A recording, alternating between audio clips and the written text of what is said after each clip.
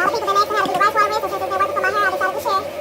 You need one cup of rice, so just put it on the strainer so you can just rinse it off one time so it can be clean, get all the dirt off of it. Get all the dirt off of it, yeah.